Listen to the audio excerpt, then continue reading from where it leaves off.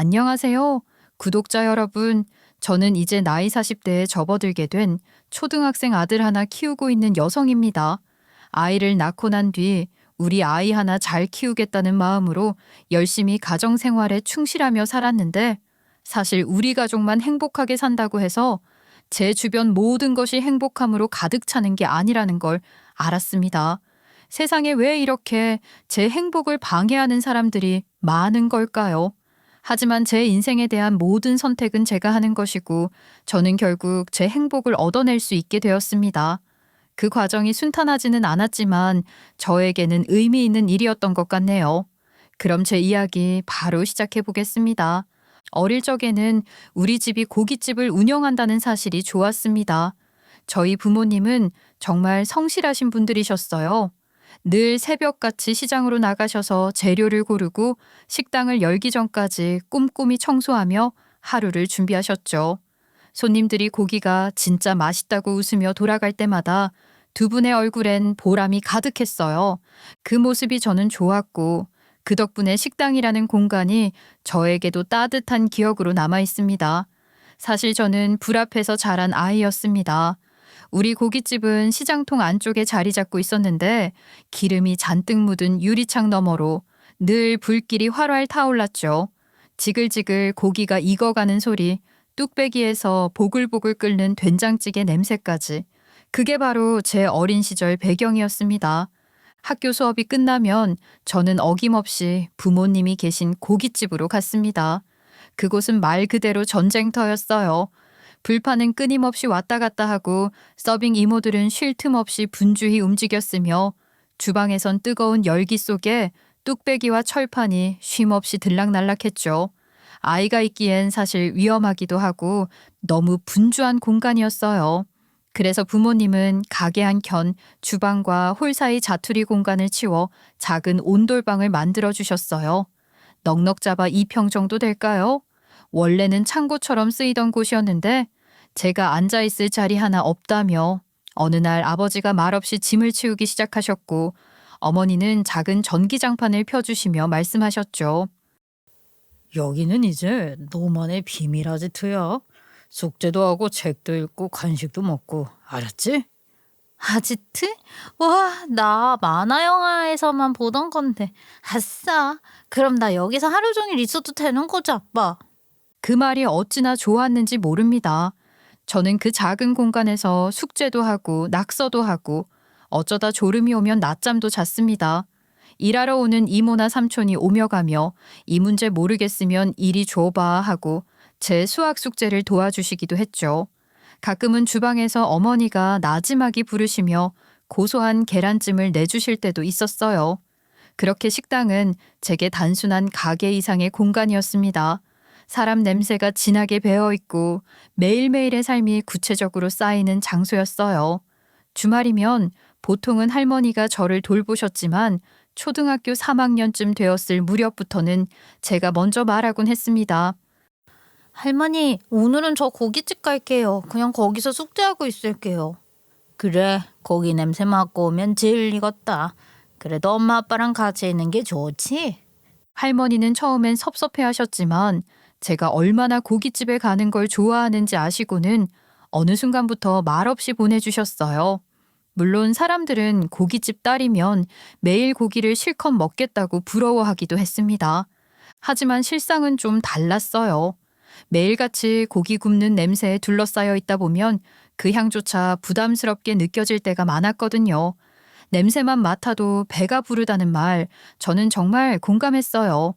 그래서 우리는 고기를 자주 먹기보다는 오히려 고깃집에서 구하기 쉬운 신선한 채소와 밑반찬들로 식사를 하거나 엄마가 특별히 손맛을 발휘해 제육볶음이나 고기튀김 같은 메뉴를 만들어 주셨습니다. 저는 어릴 때부터 편식을 하지 않았습니다. 부모님이 해주시는 밥은 늘 꿀맛이었고 아무리 피곤한 날도 가족이 함께 밥을 먹는 순간만큼은 행복했어요. 그런 덕분일까요? 저는 또래 아이들보다 유난히 키가 빨리 컸습니다. 반에서 항상 맨 뒷자리에 앉았고 키가 작은 친구들과 함께 사진을 찍으면 마치 저 혼자 다른 반에서 온 것처럼 보일 정도였죠. 식당 이모 삼촌들은 그런 저를 보고 종종 놀리셨습니다.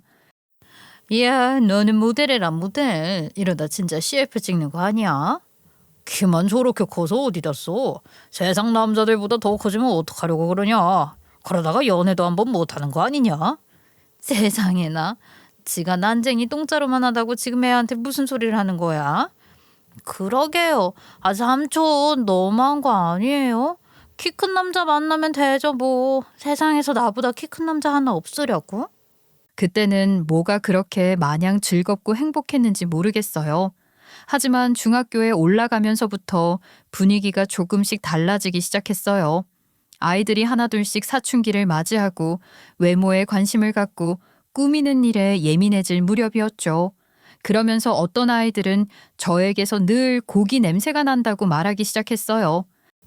이게 무슨 냄새야? 와, 또 너야? 야, 너 오늘도 숯불향 난다? 어제도 고기 먹었냐? 아, 냄새 좀 지우고 오지. 가까이 있으면 우리도 고깃집 딸로 오해받겠어, 진짜. 그렇게 웃으며 저를 놀리는 아이들이 생겼습니다. 대놓고 괴롭힌다거나 따돌리지는 않았지만 은근히 선을 긋는 듯한 말들이 이어졌고 저는 그 분위기를 느낄 수 있었어요. 특히 반에서 잘 나간다는 소리 듣는 아이들이 그런 말을 앞장서서 할 때면 순간순간 마음이 좀 서운했죠. 하지만 그렇다고 제가 주눅이 들지는 않았습니다. 제가 그 시절 이미 키가 170cm를 넘었기 때문에 겉으로 드러나는 위압감도 있었고 무엇보다도 제 안에는 부모님에 대한 자부심이 단단하게 자리 잡고 있었거든요. 솔직히 말하면 저희 가게가 무슨 대박이 나서 돈을 펑펑 벌 수 있는 상황은 아니었습니다. 시장통 안쪽에 위치한 고깃집이었고 테이블도 고작 8개 뿐이었어요. 가격도 저렴한 편이라 손님들이 주로 고기보다는 술을 마시러 오는 경우가 많았고요. 테이블 회전이 빠른 곳도 아니었기 때문에 하루 종일 고생을 해도 손에 쥐는 건 많지 않았습니다. 하지만 그 안에서 부모님은 늘 정직하게 성실하게 하루하루를 채워가셨어요. 꾸준히 하다 보면 언젠가 대박 날 거야. 사람은 정성만큼 벌게 돼 있지. 성실하게 오늘을 사는 아버지의 말씀처럼 저도 그렇게 자랐기 때문에 그 어떤 말에도 흔들리지 않으려고 했어요. 오히려 열심히 공부를 했습니다. 제가 성공해서 우리 부모님 편안한 노후 생활 보낼 수 있게 하고 싶었거든요. 그렇게 열심히 공부해서 결국 저는 서울에 있는 4년제 대학에 입학하게 되었습니다. 아, 서울대가 뭐 별거냐? 우리 은하가 들어간 대학이면 거긴 서울대야. 그럼 이제 어떻게 사느냐가 중요한 거야. 대학은 통과점일 뿐이고 거기서 뭘 배우고 어떻게 살아가느냐. 아, 그게 인생이지. 너 진짜 부모님 봐서 열심히 해야 된다. 그럼요. 저 장학금이 목표라고요. 진짜 열심히 할 거예요. 그렇게 저는 대학 생활을 시작했습니다. 처음엔 모든 게 낯설고 정신이 없었지만 곧 적응하게 되었고 저도 다른 친구들처럼 이것저것 도전도 하고 실수도 하면서 지냈어요.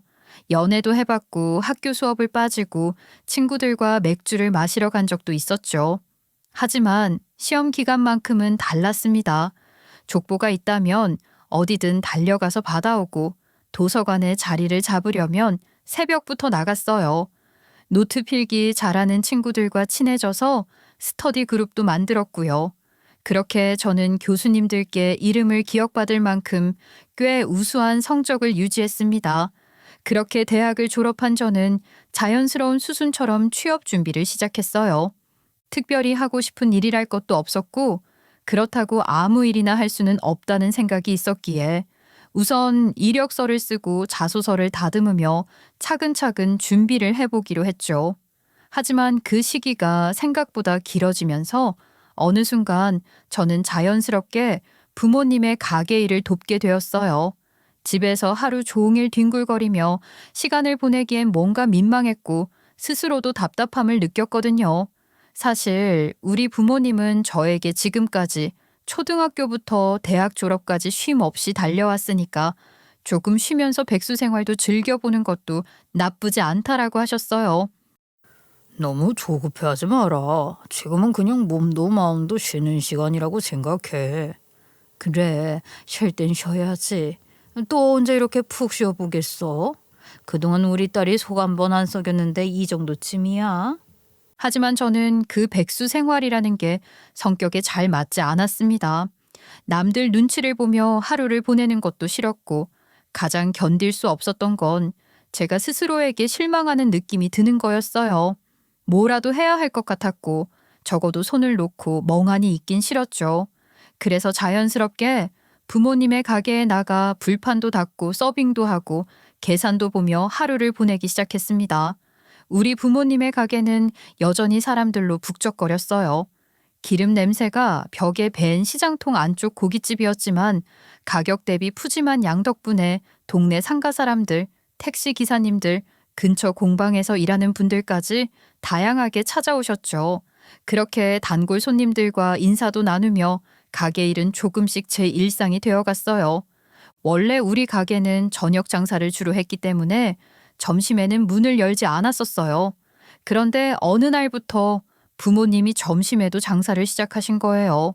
특별 메뉴로 뚝배기 불고기나 제육볶음 같은 정식을 만들어 팔기 시작하셨는데 제가 듣기론 대학 등록금 마련이 너무 빠듯했었던 그 시절 그걸 겪으면서 조금이라도 매출을 늘려야겠다는 마음이 생기셨던 것 같았어요. 덕분에 가게 오픈 시간이 훨씬 앞당겨졌고 부모님은 새벽같이 나와 장사 준비를 하셔야 했죠.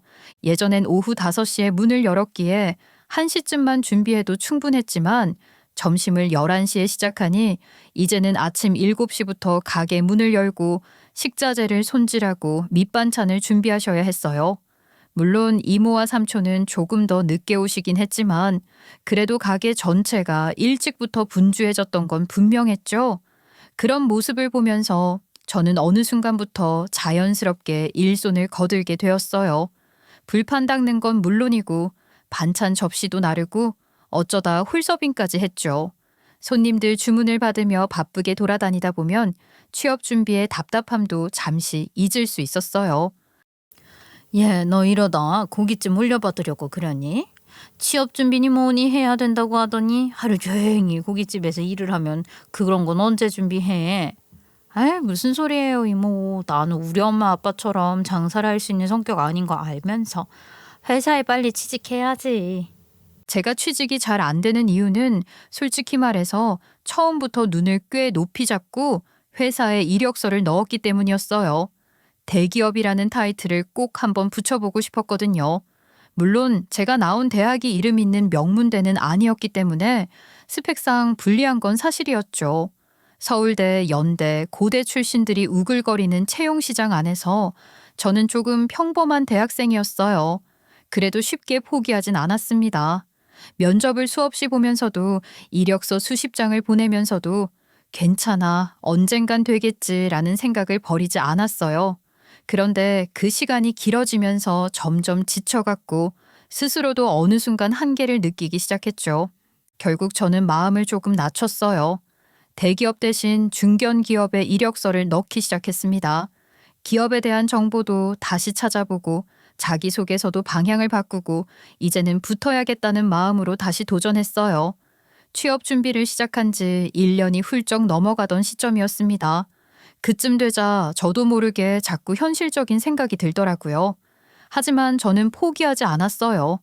하루하루가 길고 지칠 때도 있었지만 마음 한편에서는 지금 견디면 분명 나중엔 웃을 수 있을 거야 라는 믿음을 놓지 않았습니다. 가게 일을 도우면서도 제 일상을 계획적으로 꾸려나갔죠. 평일 낮에는 영어 학원을 다녔어요. 수업이 끝나면 바로 자격증 강의가 있는 학원으로 이동했고 저녁에는 부모님의 고깃집으로 가서 서빙을 하거나 계산을 보거나 불판을 정리하며 하루를 마무리했습니다. 주말이면 스터디 모임에 나갔고 같이 취업을 준비하는 친구들과 서로 자료를 공유하고 모의 면접도 함께 연습했어요. 그렇게 매일을 바쁘게 보내며 취업 준비를 했고 결국 26살이 되던 해에 드디어 첫 회사에 입사를 하게 되었어요. 비록 대기업은 아니었지만 그래도 제가 원하던 중견 기업이었고 제가 직접 쌓은 스펙과 경험으로 이뤄낸 결과라서 감회가 남달랐습니다. 우리 은하가 드디어 합격을 했다니 내 딸이 아장아장 걸음마를 할 때가 엊그제 같은데 정말 자랑스럽구나. 아파. 누가 보면 국회의원이라도 된 줄 알겠어. 진짜 주책이야. 그때 저는 정말 확신했어요. 사람은 포기하지 않고 꾸준히 목표를 향해 나아가면 결국 어떤 형태로든 결실을 맺을 수 있다는 걸요. 물론 원하는 방식은 아닐 수도 있지만 정직하고 성실한 노력은 결국 배신하지 않는다는 걸 저는 제 인생을 통해 배웠습니다. 하지만 막상 회사에 입사하고 나서 보니 세상은 또 다른 방식으로 돌아가고 있었어요. 제가 아무리 열심히 해도 그 노력이 고스란히 제 이름으로 쌓이진 않았죠.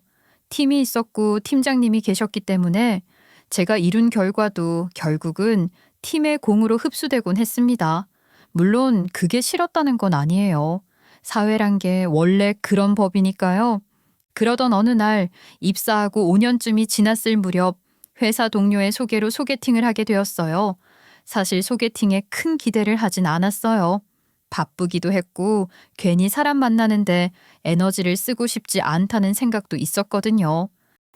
한 번만 나가봐. 진짜 괜찮은 사람이야. 키도 크고 인성도 좋고 무엇보다 말이 통해. 은하 씨랑 잘 어울릴 것 같다니까. 무슨 소개팅이야. 나 그런 자리 어색한데. 놓치기 아까운 사람이니까 그렇지. 꼭 나가는 거다.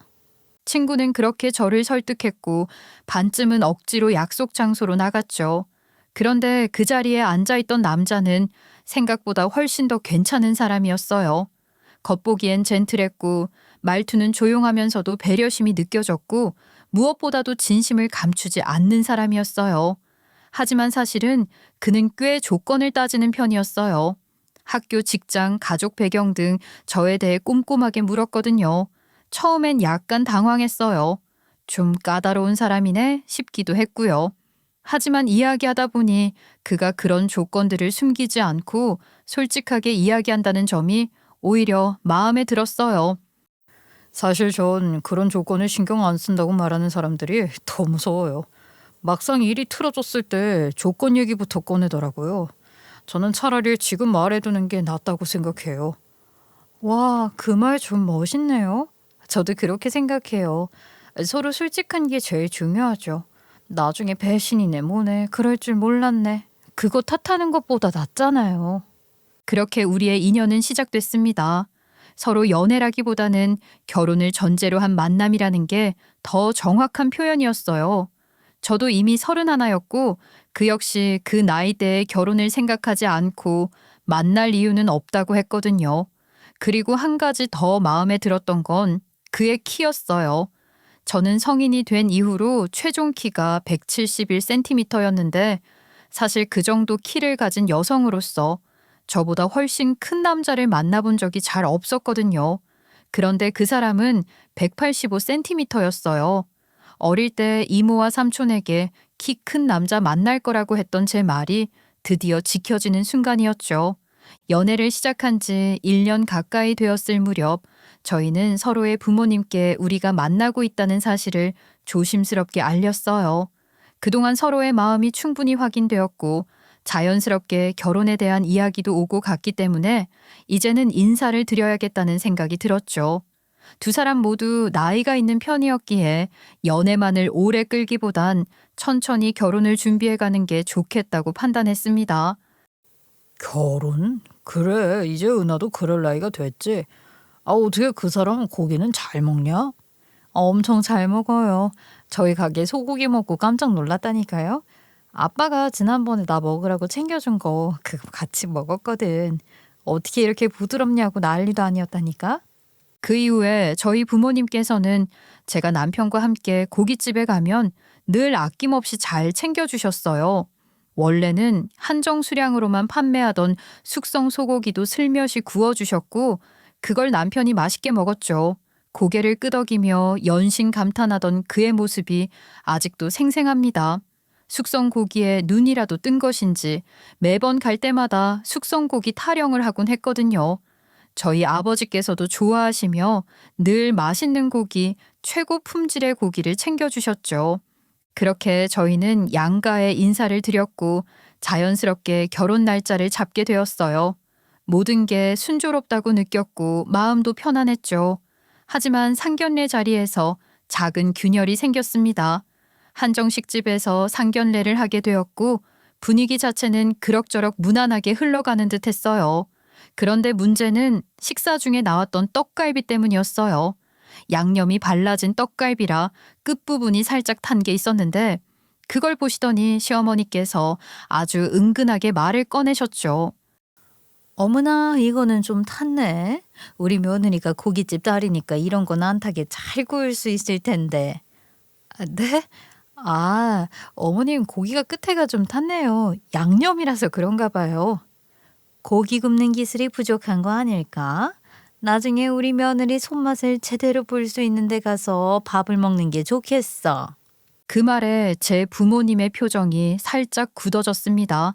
어머니는 미소를 유지하려 애쓰셨지만 눈꼬리가 단단히 접힌 걸 보니 마음이 편치 않으셨던 것 같아요. 아버지 역시 말없이 물만 드시고 계셨고요. 사실 생각해보면 저는 고기를 굽는 사람이 아니라 직장 생활을 하는 사람이잖아요. 그런데 고깃집 딸이라는 이유만으로 마치 제 손맛이나 요리 실력까지 판단받는다는 게 어딘가 좀 씁쓸했어요. 시어머니 입장에서는 가볍게 던진 말씀이었을지도 모르지만 그 자리에 계셨던 제 부모님께서는 과연 어떤 기분이 드셨을까요? 그때 저는 왜 그런 생각을 상견례 자리에서는 미처 하진 못했는지 모르겠어요. 그저 분위기를 부드럽게 끌고 가는 데만 집중했던 제 자신이 아쉽기도 했죠. 그뿐만이 아니었습니다. 식사를 마치고 커피와 후식이 나올 때쯤 시어머니께서 이런 말씀도 하셨어요. 요즘 젊은 친구들이야 다들 자기 말 잘하고 그러지만 며느리는 시어머니보다 말이 적고 손이 빨라야 한다고 하잖아요. 옛날 말이 괜히 나온 게 아니에요. 그지요? 도대체 어느 시대 이야기를 하시는 건지 물론 웃으며 넘길 수 있는 이야기이긴 했지만 그 말들 속에 담긴 기대와 기준이 조금은 부담스럽게 느껴졌습니다. 하지만 그 당시 저는 결혼에 대한 기대도 있었고 사랑이라는 감정이 앞서 있었기 때문에 이 정도쯤이야 다 겪는 과정이겠지라는 생각을 했어요. 인터넷에서도 많이 올라오곤 하잖아요. 결혼은 배우자만 보는 게 아니라 그 가족 전체를 보는 거다. 직장 동료 언니들도 그랬어요. 아유 진짜? 시어머니가 상견례 자리에서 그랬다고? 근데 너무 예민하게 받아들이지 마. 시어머니들은 원래 그런 거야. 너만 겪는 일 아니야. 맞아. 그거 다 며느리 기 잡으려고 그러는 거지? 막상 시집가면 안 그럴걸? 그래서 저도 그렇게 쉽게 생각해 버렸어요. 나도 이제 어른이니까 이 정도쯤은 충분히 넘길 수 있겠지 하고요. 하지만 지금 돌아보면 처음부터 조금은 더 단단하게 선을 그었어야 했던 건 아닐까 하는 생각이 들긴 하더라고요. 결혼을 하고 난 뒤부터 시어머니께서는 은근히 시댁 쪽 행사나 친구들과의 모임이 있을 때마다 저를 부르셔서 일을 시키곤 하셨어요. 저는 평일에 직장을 다니잖아요. 그러니까 대부분의 약속은 당연히 주말로 잡히게 되는데 신혼 초에는 아무래도 결혼한 입장에서 잘 보이고 싶다는 생각도 있었고 또 괜히 거절했다가 어색한 분위기가 될까봐 몇 번은 별말 없이 참석했죠. 그런데 그게 문제였던 것 같아요. 처음부터 단호하게 선을 그었어야 했는데 한두 번 하고 나니 갑자기 안 하겠다고 하는 것도 어색하더라고요. 물론 남편이 몇 번은 시어머니께 직접 말씀을 드리기도 했어요. 엄마 주말에 우리도 약속 있어요. 이번 주는 못 가요. 다음에는 은하친 정도 가야 해서요. 조금 쉬게 해주세요. 아니 이번 주도 안 된다. 다음 주도 안 된다 그러면 도대체 언제 된다는 소리야? 은하가 어머니 수발 드는 사람도 아닌데 왜 자꾸 부려먹으려고 그러세요. 아 우리 신혼인데 우리도 데이트하고 그래야죠. 그래 알았다. 나중에 다시 이야기하자. 그렇게 남편 앞에서는 알겠다 해놓으시곤 저한테 따로 전화를 해서 잔소리를 하셨습니다. 은하야, 내가 너한테 뭘 얼마나 바란다고 그러니? 며느리랑 같이 음식도 하고 이야기 나누면서 정을 쌓자는 거지? 아, 왜 너는 내가 뭐만 하자고 하면 벌써부터 겁을 먹고 남편 뒤에서 숨니? 나랑 그렇게 멀어지고 싶어? 아니요, 어머님. 그런 건 전혀 아닌데요. 오해가 좀 있으신 것 같아요. 그러면 이번 주에는 오는 걸로 하자. 다음 주에는 친정 간다며? 그때는 내가 양보하마. 그렇게 어물쩡 저를 부르시는 겁니다. 정색을 하자니 괜히 또 가정 분위기가 흐려질 것 같고 부드럽게 돌려 말하자니 또 다음에도 시어머니 뜻대로 가게 되어버렸죠. 그러던 어느 날 결혼한 지 약 8개월쯤 되었을 때 저는 임신을 하게 됐어요.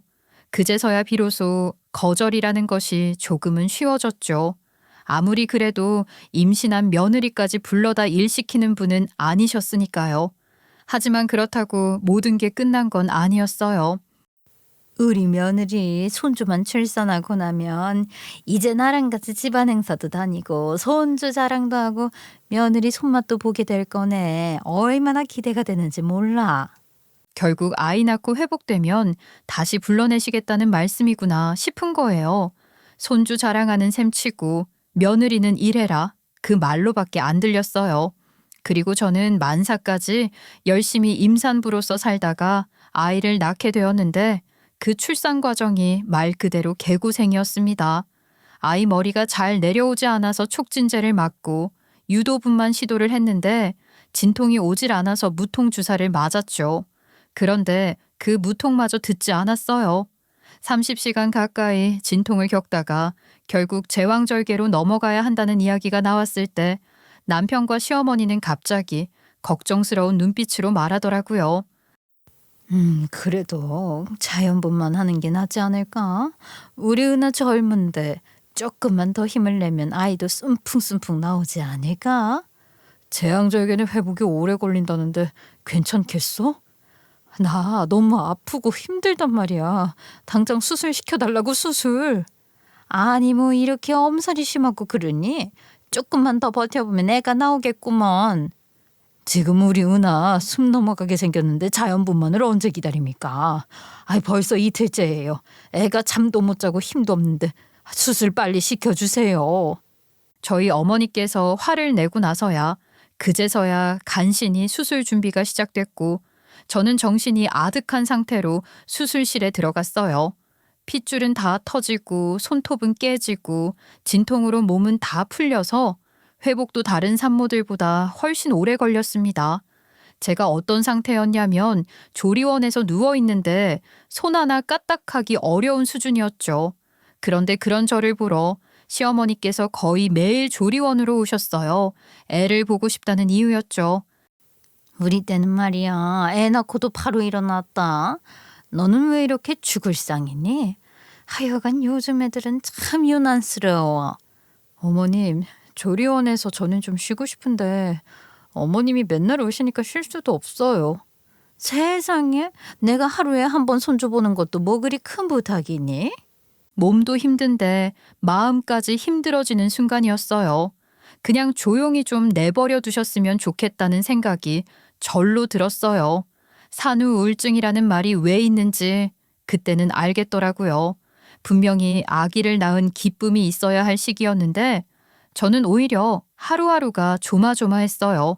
출산 후 몸도 마음도 지쳐있던 시기였잖아요. 저희 부모님은 제가 너무 힘들게 아이를 낳고 회복하는 중이라는 걸 잘 알고 계셨기에 종종 고깃집에서 파는 좋은 소고기와 미역국을 챙겨 보내주셨어요. 아이고 우리 딸 우리 은하 고생 많지? 네 좋아하는 등심도 좀 넣었다. 뜨끈하게 미역국 끓여서 한 그릇이라도 꼭 먹어. 나 진짜 엄마가 해주는 미역국이 먹고 싶었는데 잘 됐다. 고마워 엄마. 잘 먹을게. 엄마의 목소리는 늘 한결같이 따뜻했고 그 정성이 담긴 음식들은 그 시기 제게 큰 위로였어요. 하지만 아기를 낳아보신 분들이라면 아시잖아요. 아이가 내가 자랄 때처럼 정해진 시간에 자고 밥 먹을 할 때 밥 먹나요? 모유 수유하느라 2-3시간에 한 번씩 일어나야 했고 그 와중에 기저귀 갈고 트림시키고 잠시 눈 붙였다가 다시 깨기를 반복했어요. 집안일도 여전히 저의 몫이었고요. 제대로 밥 한 끼 먹을 틈도 없이 하루하루가 정신없이 지나갔죠. 그러던 어느 날이었어요. 아기랑 겨우 잠깐 함께 잠이 들었다가 깨어났는데 집안 가득 정말 고소하고 맛있는 냄새가 풍겨오더라고요. 순간 기운 없는 몸을 일으켜 부엌으로 나가봤는데 글쎄 저 먹으라고 부모님이 챙겨주신 미역국에 소고기를 시어머니랑 남편이 둘이 앉아서 맛있게 드시고 계시더라고요. 그 광경을 보는 순간 뭐라 말로 설명할 수 없는 서러움이 목구멍까지 차올랐어요. 잠깐이라도 쉬고 싶어서 아기랑 눈 좀 붙였을 뿐인데 제가 먹지도 못한 음식을 둘이 나눠 먹고 있다니요. 아니 애 낳고 뭐가 그렇게 힘들다고 난리 법석이야. 남편 밥도 안 차려주고 이게 무슨 집안꼴이니? 엄마 왜 그래? 은하도 지금 아이돌 보느라 바쁜데. 애가 무슨 뛰어다니는 것도 아니고 가만히 누워서 하루 종일 잠만 자는데 뭐가 그렇게 바빠? 집안 봐라 집안. 이 개판이다 개판이야. 순간 눈앞이 뿌옇게 흐려졌어요. 그게 밥 한 끼 때문이었을까요? 아니요. 그동안 꾹꾹 눌러 참아왔던 것들이 한꺼번에 터져 나온 거였어요. 그래서 결국 저도 모르게 크게 소리를 질렀습니다. 아유 어머님 너무하신 거 아니에요? 이 고기 우리 부모님이 제가 먹으라고 보내주신 거예요. 근데 왜 어머님이랑 이 사람이 그걸 먹고 계세요? 제 밥을 왜 뺏어 드시냐고요? 저한테 왜 그러세요? 지금 내 입에 들어가는 게 아깝다는 거야? 네, 아까워 죽겠어요. 저한테는 단 한 번도 좋은 소리 하신 적 없는 어머님이 우리 엄마가 우리 아빠가 고생하는 딸 먹으라고 귀한 거 주신 건데 그걸 홀라당 드세요? 아깝다고요. 그 말에 시어머니는 당황한 얼굴로 입을 다무셨고 남편은 뭐 잔뜩 당황해서 저를 달래려 했어요. 미안해 은하야. 정말 미안해. 엄마가 그거 네 거인지 몰랐대. 미안하면 다야? 당신은 알았잖아. 그러면 나를 깨우던가 했어야지. 너무 곤히저고있길래 일어나면 네 목 챙겨주려고 했어. 아니 며느리가 아주 머리 꼭대기에 올라섰구나. 나보다 더 서운한 건 얘 너보다 더 서운한 건 나야 나. 나는 그냥 밥 한 끼 얻어먹은 것뿐인데 이렇게까지 말을 들어야 돼? 그 순간 다 뒤집어 엎으려고 했는데 남편이 그래도 생각이 있는 놈인 건지 시어머니께 딱 잘라 말을 하더라고요. 엄마, 제발 좀 이제 우리 집에는 오지 마. 은하도 힘들어하고 나도 너무 지쳐. 앞으로 우리가 모시기 전까지는 오지 마세요. 예? 알았어요? 그 말로 시어머니 방문은 딱 끊겼고 저는 그 이후부터는 시어머니가 뭐 하자, 어디 가자고 하면 정중하게 딱 잘라 말했어요. 그리고 육아휴직이 끝나자마자 바로 회사에 복직했어요. 제게는 일도 중요했지만 가장 현실적인 이유는 생계였어요. 그런데 시어머니께서는 그것조차 못마땅해 하셨어요. 아니 일이 중요해. 애가 더 중요하지. 엄마라는 사람이 그렇게 집을 비우고 애를 어떻게 키우겠다는 거야? 애도 돈이 있어야 키우는 거예요, 어머님. 이 사람이 연봉이 2배로 오르면 저도 쉬겠지만 지금은 맞벌이 안 하면 안 돼요. 그 말을 듣고 나서야 시어머니도 더 이상 말을 못 하시더라고요. 그렇게 저는 복직했고 다시 사회로 나아가기 시작했어요. 복직하고 얼마 지나지 않아서 저희 부모님 가게가 이사를 하게 됐어요. 아주 대박집이라고 할 순 없지만 꾸준히 손님이 늘어나고 특히 저녁 시간엔 가게 밖으로 줄이 설 만큼 장사가 잘 되었거든요. 그래서 더 넓은 매장으로 이전하게 된 거예요. 이사를 준비하던 날 남편도 도와주겠다며 하루 휴가를 내고 함께 나섰어요. 짐도 나르고 주방 기계도 점검하고 테이블 배치도 함께 도와줬죠. 저희 부모님은 사위가 이렇게 잘 도와주니 얼마나 고맙냐며 흐뭇해하셨고 저도 남편이 의외로 몸을 잘 움직여줘서 고마웠어요. 그런데 그 소식을 들은 시어머니께서 또 전화를 하셨어요. 어머나 우리 아들을 고깃집 이사하는 데까지 가서 부려먹었단 말이야. 며느리가 남편을 꼭 일군처럼 쓰는구나. 참나 요즘 며느리들 무섭다니까. 그이가 먼저 나서서 돕겠다고 하는데 어떻게 하겠어요. 사위로서 예쁨이라도 받고 싶었나 보죠. 그러면 뭐 사돈이 우리 아들을 안 예뻐한다는 소리냐? 예쁨 받을 짓을 하면 예뻐해 주는 거죠. 아유 그건 그렇고 가게도 이사했는데 이사턱 한번 쌓아야 하는 거 아니니? 그럼요 어머님. 언제든 오세요. 좋은 고기 대접해 드릴게요. 솔직히 말하면 그냥 시어머니 혼자 오셔서 식사하시고 가시는 정도겠거니 했어요. 그런데 웬걸 당일에 시어머니께서 친구 세 분을 끌고 오셔서 넷이서 소고기를 정말 눈앞에 보일 틈도 없이 구워 드시는 거예요. 그것도 고작 먹는 게 아니라 툭불 한우에다가 한정판 숙성 고기까지 전부 싹싹 비우시더라고요.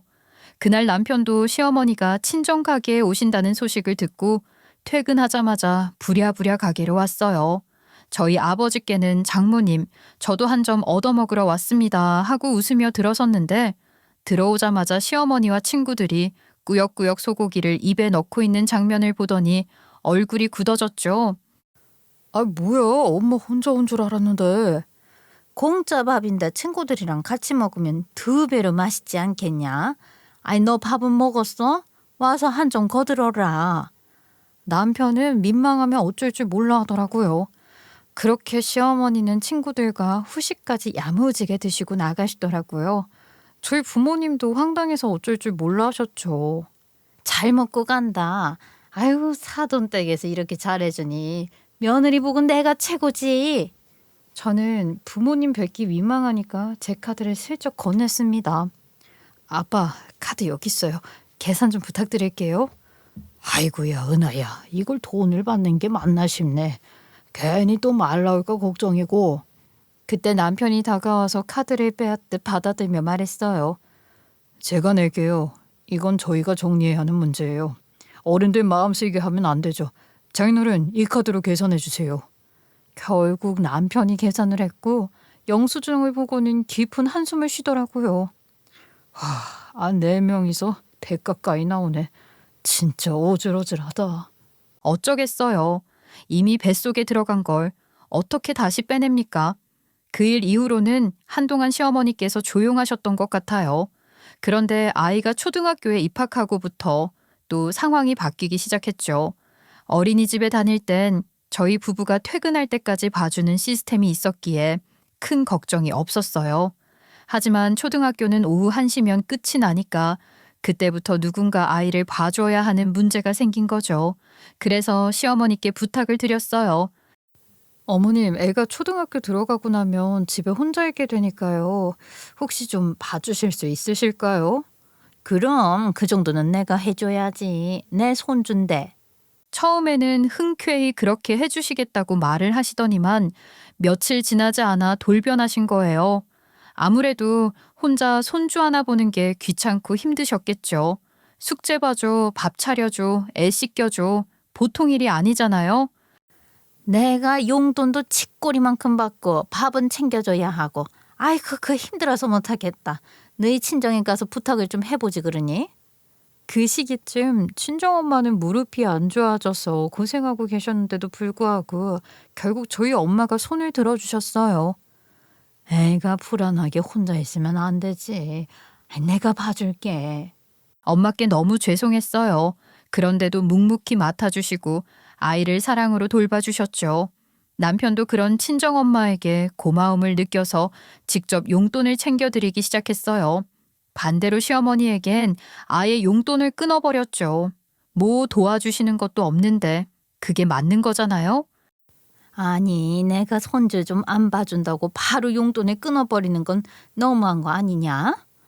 욕심이 과해도 사람들이 손가락질하는 법이에요. 이제부터는 하는 만큼 받는 거예요. 며느리야 네가 시켰니? 응? 너는 어떻게 엄마한테 용돈도 안 주고 그렇게 모질 수가 있어? 왜 갑자기 저한테 화살을 돌리고 그러세요? 그 부분은 남편이 정한 거예요. 저는 따로 들을 생각 없으니까 그이랑 직접 이야기하세요. 속으로는 좀 고소했어요. 그동안 쌓인 서러움이 조금은 풀리는 듯한 느낌이었달까요? 그렇게 한 3개월쯤 지나 정신없이 하루를 보내고 있던 어느 날 저녁 퇴근 후 아이 밥을 챙기고 있는데 시어머니에게 전화가 걸려왔어요. 그것도 아주 황당한 전화가 말입니다. 예, 나 지금 너네 친정 가게야. 친구들이랑 고기 좀 먹고 갈게. 계산은 따로 안 할게. 그러니까 그리 알아라. 아이, 어머님, 식사를 하셨으면 계산을 하셔야죠. 그냥 간다는 건 무슨 말씀이세요? 내가 너네 친정에만 용돈 주고 나는 안 주는 거 너 모를 줄 알았니? 배알이 뒤틀려서 이렇게라도 해야겠다 싶더라. 친구들 죄다 끌고 와서 밥 먹고 있으니까 그런 줄 알아. 어머님, 아무리 그래도 그건 아니죠. 장사 잘 돼서 큰 가게로 이사까지 했더니 이제는 가게도 안 지키시네. 내가 먹는 것 정도는 아무것도 아니겠지. 어머님, 지금이라도 생각을 바꾸시는 게 좋을걸요? 어머나, 너 지금 나 협박하니? 아우 됐다. 난 여기서 밥 먹고 갈 테니까 그리 알아라. 네, 감당하실 수 있으면 마음대로 하세요, 그러면. 그렇게 말을 마치고 저는 전화를 끊어버렸어요. 그리고 딱 1시간 뒤 시어머니에게서 불같은 전화가 걸려오기 시작했습니다. 솔직히 말해서 저는 그 전화를 받지 않았어요. 제가 분명히 경고까지 드렸잖아요. 그럼에도 불구하고 일을 저지르신 건 시어머니셨으니까요. 전화를 무음으로 돌려놓고 아예 뒤집어 놓아버렸습니다. 마음 한편으로는 이걸 이제 어쩌시려나 싶기도 했지만 그렇다고 제가 또 먼저 나서야 할 이유는 없었어요. 그랬더니 결국 남편한테 연락을 하셨나 보더라고요. 그럴 수밖에요. 시어머니가 아무리 독단적으로 움직이셨다고 해도 일이 그렇게 커질 줄은 몰랐을 테니까요.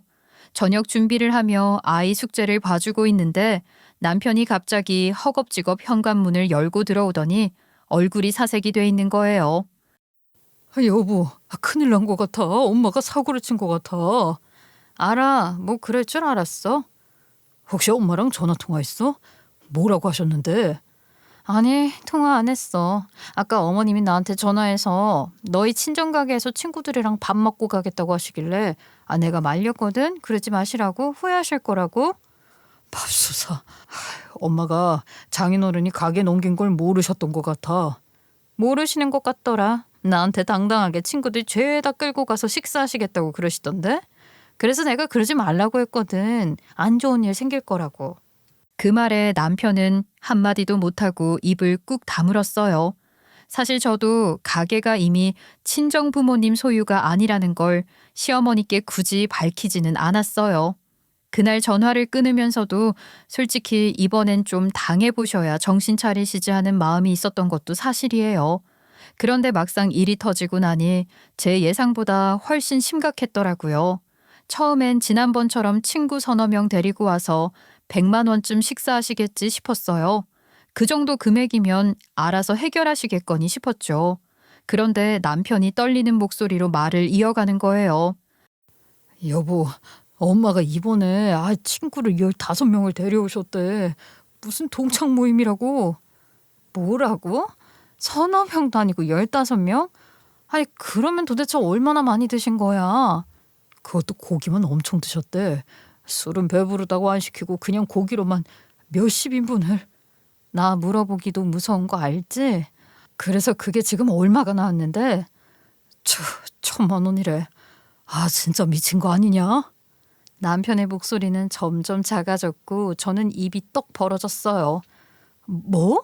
고깃값으로 1,000만 원? 세상에 미쳤다 진짜. 아니 어떻게 그럴 수가 있어?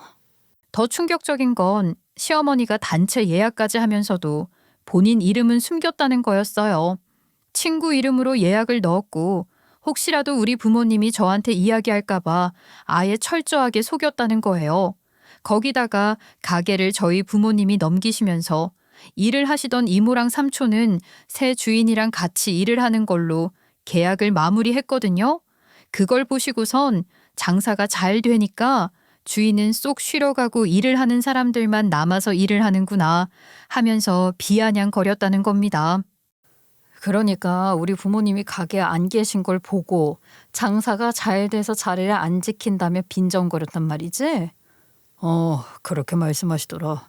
그때까지만 해도 진짜 자기 멋대로 드시고 갈 생각이셨던 거야.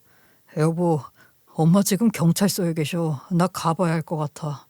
순간 머릿속이 새하얘졌지만 저도 따라 나섰어요. 설마 진짜 경찰서까지 가게 될 줄은 몰랐는데 하는 마음이 들었죠. 경찰서에 도착하니 시어머니 친구들이며 시어머니며 일렬로 쭉 앉아 있었어요. 분위기는 말 그대로 아수라장이었죠. 가게를 인수한 새로운 사장님이 얼굴이 벌겋게 달아올라 시어머니를 향해 목소리를 높이고 있었어요. 아이씨, 아니 그게 말이 됩니까? 고기를 몇십 인분을 드시고 계산도 안 하고 나가시려는 게 여긴 회식 장소도 아니고 친구분들 생일 잔치도 아니잖아요. 아니 그 가게가 우리 사돈 가게였다니까는 우리 며느리 불러오라고. 지금 그분들은 이 가게랑 아무 상관없습니다. 인수한 지가 언젠데 지금 그런 말이 통할 거라고 생각하세요? 참나.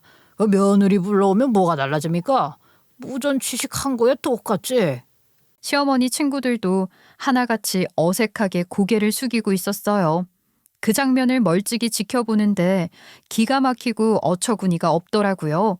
제가 굳이 앞에 나서서 해명하거나 도와주고 싶은 마음도 들지 않았고요. 그냥 남편 얼굴만 한참 바라보다가 조용히 말했어요. 이제라도 어머님이 아셔야 할 때가 된 것 같아. 남편이 고개를 푹 숙이고는 할 말이 없다는 듯 한숨만 내셨어요. 아니 늙었으면 곱게 늙어야지. 돈도 없으면서 왜 남의 가게 음식은 다 처먹고 하루 매출을 박살내요. 자식 부르라니까.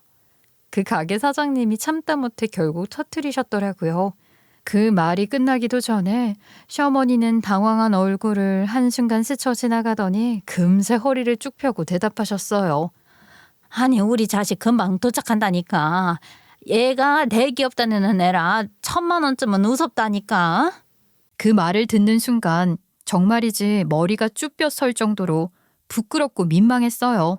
남편과 저 둘 다 그 자리에 서 있는 것만으로도 머리가 아파 죽는 줄 알았다니까요. 남편이 무슨 대기업이에요. 나는 그나마 중견기업에서 다니고 있지만 남편은 그냥 조금 큰 규모의 중소기업 다니는 평범한 직장인이에요. 월급도 나랑 차이가 좀 나는데 저렇게 대놓고 허세를 부리고 있으니 진짜 어이가 없어서 말이 안 나왔어요. 경찰서 대기실 문이 열리고 저희가 들어서자 시어머니는 마치 기다렸다는 듯 활짝 웃으시며 손을 흔드셨어요. 어머머머 저기 우리 아들네 부부 왔네. 대기업 다니는 우리 아들 부부 왔으니까 걱정하지 말라고. 확실합니까? 1,000만 원이나 낼 수 있다고요? 밥값으로요? 당연하지. 누구 아들을 무시해. 우리 아들네가 갚아줄 거야. 아 내가 뭘 돈이 없어서 이래. 무전취식? 웃기고들 앉았네. 아 원래 그 가게가 우리 사돈 가게였잖아. 우리 사돈이 그 가게 얼마나 잘 읽었는데 인수만 했다고 그게 자기 가게야? 레시피며 뭐며 다 우리 사돈 거 베껴서 장사하는 주제에. 정말 말을 잃었어요. 저희 부모님이 얼마나 정직하게 장사하셨는지 재료 하나까지도 정성껏 고르고 육수며 양념 전부 직접 개발하신 거 뻔히 알면서 어떻게 저런 말을 그 자리에서 저렇게 당당하게 하실 수 있는지 가게 사장님도 어이없다는 듯 한숨을 쉬며 대꾸하셨어요. 레시피요? 저 그거 전부 돈 주고 사장님이랑 공증까지 해서 넘겨받은 거예요. 그 무슨 말씀을 그렇게 하세요? 그건 계약서 보시면 다 나옵니다. 근데 지금 제일 중요한 건 그게 아니라 이 식사값이에요. 사모님 저한테 돈 주실 겁니까? 제가 왜요? 저희 시어머니는 맞습니다만 친구분들이랑 함께 드신 식사값을 왜 제가 내야 하죠? 그 말에 시어머니 얼굴이 굳어졌어요.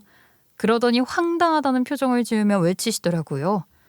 그러면 너 지금 나보고 콩밥이라도 먹으라는 거야? 아이고 내가 이런 애를 며느리라고? 내가 누구 엄만데 우리 아들이랑 같이 살면서 네가 감히 나한테 그런 말을 해? 그 순간 정말 뭔가 확 끊어졌어요. 저도 더는 참을 수가 없어서 차분하지만 단단한 목소리로 말했죠. 그럼 당신 아들이랑 같이 안 살면 되잖아요. 그럼 더 이상 며느리도 아닌 거고요. 말이 끝나는 순간 경찰서 안이 순간 조용해졌어요. 모든 시선이 저와 시어머니에게로 쏠렸고 시어머니 얼굴은 순식간에 벌겋게 달아올랐죠. 터지기 일보 직전이었어요. 뭐라고? 지금 우리 아들이랑 뭐 이혼하겠다고? 그리고 너 나한테 당신이라고 했어? 내가 누군데? 네, 어머님. 지금은 그 정도 말씀드릴 수 있어요. 저한테 계속 그런 태도로 나오시면서 도대체 뭘 기대하시는 건가요? 저도 이제는 진짜 지쳤어요. 그 말이 끝나고 경찰서 안은 다시 정적에 휩싸였고 남편은 아무 말 없이 고개를 푹 숙인 채 서 있었어요. 저는 그 순간 아무도 나 대신 내 억울함을 풀어줄 수 없다는 걸 다시 한번 절감했어요. 그래서 더는 물러서지 않기로 했고 말해야 할 때는 말해야 한다고 다짐했죠. 시어머니는 씩씩거리며 의자에 털썩 주저앉았고 그제야 친구분들도 하나둘 말을 하기 시작했어요. 우리는 그냥 따라온 것뿐인데 이렇게까지 될 줄은 몰랐어요. 아이고, 한 번만 좀 봐줘요. 아이, 그냥 얘가 잘하는 가게라고 해서 믿고 온 건데 이럴 줄 알았으면 안 왔지. 다들 좋아서 먹을 땐 언제고 이런 소리를 해. 우리 아들이 내줄 거라니까. 저런 대바라지 며느리 나도 필요 없어. 엄마, 제발 이제 좀 그만해. 이건 우리도 어떻게 도와줄 수 없는 일이야. 저는 그 말에 눈길을 돌리지도 않고 조용히 뒤를 돌았어요. 어쩌면 진짜 이혼을 생각해야 할지도 모르겠다는 생각이 처음으로 구체적으로 떠올랐던 순간이었어요. 이판사판 이렇게 된 거 저도 끝까지 달려가 봐야 시어머니의 행동을 바꿀 수 있지 않겠어요? 제가 분명히 말씀드렸잖아요. 우리 부모님 가게에 찾아가서 그런 짓 하지 말라고. 제가 그때 후회하실 거라고 경고도 드렸죠. 근데 어머님은 그걸 무시하셨죠. 그렇게 일을 저지르시고 지금 와서 저한테 1,000만 원에 육박하는 음식값을 내라고 하시는 게 이게 진짜 말이 된다고 생각하셔요? 그러면 이미 먹었는데 어떻게 하란 말이냐? 1,000만 원이면 저희 세 식구가 4개월, 아니다, 5개월은 충분히 살 수 있는 생활비예요. 손주 학원비 한 푼도 안 보태주시고 저희 집에 오실 때 늘 얻어드시기만 하셨잖아요. 그런데 왜 이 음식값까지 저한테 내라고 하세요? 아우, 얘, 너 지금 그게 무슨 소리니? 내 친구들 앞에서 왜 가족사 같은 걸 여기서 꺼내고 그래? 창피하게 시리. 그런 얘기는 나중에 우리끼리 따로 하고. 나 지금 잡혀가게 생겼으니까 일단 1,000만 원만 좀 줘라. 어? 내가 잘못했어. 나중에 꼭 갚을게. 근데 저 돈 없어요. 정말로 받고 싶으시면 아들 이혼시키고 아들한테 받으세요. 그 말에 시어머니 표정이 굳더니 바로 옆에 서 있던 남편을 바라봤어요. 순간 공기가 싸해졌지만 남편은 담담하게 눈을 피하며 말했죠. 엄마, 이건 엄마가 벌인 일이니까 수습도 엄마가 하셔야 한다고 봐요. 15명이서 드셨다며? 그럼 인당 계산하면 한 66만 원쯤 되겠네. 친구분들이랑 나눠서 내시면 되겠어요. 그 말을 듣자마자 시어머니 친구들이 벌떡 일어나듯 말했어요. 아니, 나는 밥 사준다고 해서 따라온 거지. 무슨 60만 원 넘게 내래? 아유, 그럴 돈이 있었으면 우리 가족 데리고 고기 먹으러 갔지. 맞아. 나는 얘가 괜찮아. 오늘은 내가 사는 날 이래서 온 거야. 엄마야, 웃겨 진짜. 야, 니네들은 그럼 공짜 밥 먹을 땐 아주 신나서 몇십 인분 처먹어 놓고 돈 내라니까 그 밥 안 먹어도 된다는 소리가 나와? 아이고, 진짜 어처구니가 없네. 네가 사준다고 하니까 먹은 거지. 누가 우리더러 돈 내라고 했냐고. 현장은 그야말로 난장판이었어요. 시어머니는 당황해서 손만 흔들고 있었고 친구들은 우린 몰랐다며 발뺌하기 바빴고 사장님은 더 이상 못 참겠다는 얼굴로 선언하듯 말씀하셨어요. 다들 시끄럽고요. 이건 업무방해고 무전취식입니다. 이거 정식으로 고소하겠습니다.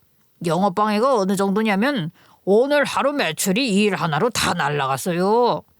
그 소리에 지죽은 듯이 경찰서 내부가 조용해지더라고요. 골치가 아파서 이러지도 저러지도 못하는데 사장님이 와서 저에게 말을 거시더라고요. 혹시 이전 사장님 따님 맞으시죠? 네, 맞습니다.